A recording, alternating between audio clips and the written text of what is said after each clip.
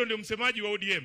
Nataka kwa niaba ya chama cha ODM ni kuombe msamaha kwa matusi ambayo unaelekezewa na baadhi ya viongozi wa ODM ambao wamesahau kazi ambayo ulifanya kumsaidia baba awe rais.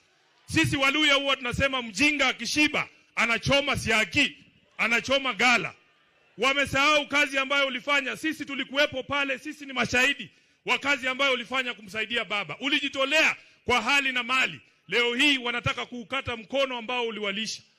Kwa niaba ya chama kizima cha ODM, kwa sababu chama kinabeba wenye akili na washenzi, nataka kwa niaba ya wale washenzi niseme pole kwa matusi ambayo unaelekezewa.